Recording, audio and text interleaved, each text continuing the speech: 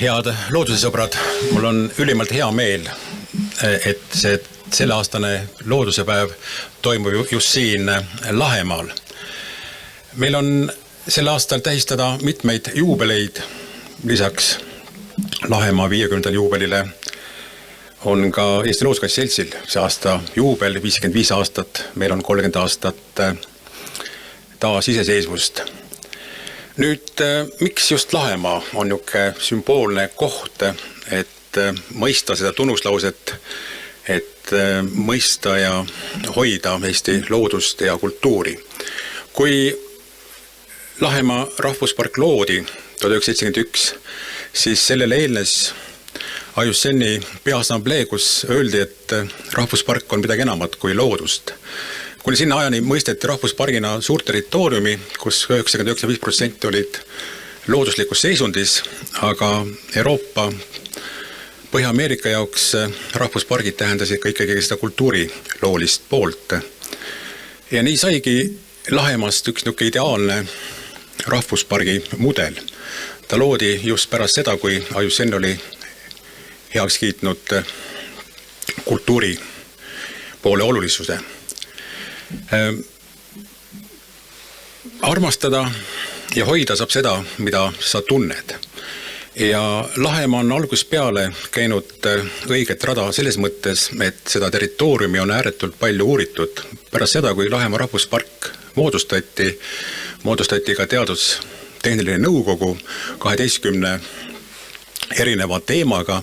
Kõiki neid teemasid juhtisid lugupeetud teadlased, akadeemikud ja see Lahemaa uuritus on jätkunud ka järgnevatel aastakümnetel. Ka Eesti Looduskaitse Selts on päris palju panustanud, et mõista looduse ja kultuuri ühtsust. Täna tuleb ka jutuks Tallinna deklaratsioon, mis võeti vastu siin Tallinnas 1983. See deklaratsioon natuke kandis tolle pitserit, et looduse ja kultuuri ühtsuse nimel maailma rahu tagades. Aga kindlasti oli see oma ajastul uudne samm, et mõista maailma toimimist, ökoloogilisi aluseid, mis tihtipeale on küllagi emotsioonitud läbi kultuuri, läbi muusika, läbi kunsti. Ja Tallinna deklaratsioonis öeldigi, et kõik IUCN-i liikmesriigid peaksid sellest lähtuma.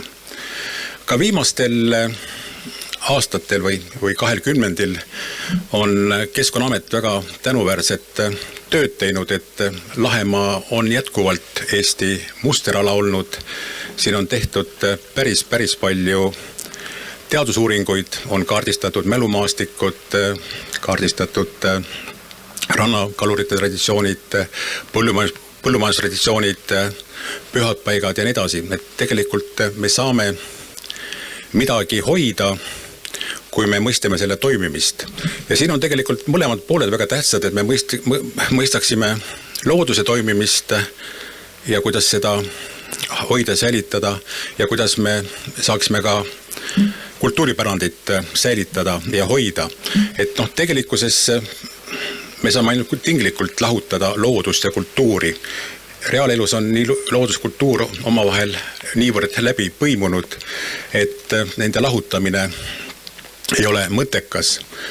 Et ühelt poolt me peame mõistma selle toimimist läbi toimemehhanismide ja teiselt poolt me peame mõistma, millised on parimad võimalused selle pärandi looduse hoidmiseks. Ja ühelt poolt me vajame selliseid universaalseid kooskõlastusi, võib-olla Euroopa ja ka Eesti tasandil. Me vajame liigikaitse nimekirju, punast raamatut, me vajame elupaikude nimekirja, aga ma arvan, et järjest tähtsamaks muutub see, et mida kohalik inimene mõistab ja saab aru. Me saame mõista loodust, kultuurmaastikku just läbi kohaliku kogukonna ja siin nähtavasti ei olegi ühte ja ainsat õiget lähenemist, aga ilma kohalike toetusteta on väga raske tänapäeval kultuuri- ja looduspärandit hoida. Eesti rahvuspargid on ka selles mõttes nagu kultuuri ja looduse mõttes unikaalsed, et meil elavad siin inimesed. Et kui te lähete Aafrikasse, Aasiasse või kas või naaberriiki Soome, siis enamasti kõik rahvuspargid on inimtühjad. Meil on see võimalus ja potentsiaal olemas, et kaasata kohalikud loodushoiu eesmärkidesse. Ja ma arvangi, et mida rohkem, ma veel üks mõte veel, et minu õpetajad ülikooli ajast Jaan Eilert ja ka hiljem Veljo Rannik alati ütlesid, et looduse juurde või inimese juurde on parem minna läbi maastiku, et maastiku hoid, see on kultuur maastikul. Et seda mõtet me ei saaks ka tänasel päeval unustada, et inimesed mõtisklevad, suhestuvad looduse ja keskkonnaga tihtipeale just selle koduümbruse kaudu.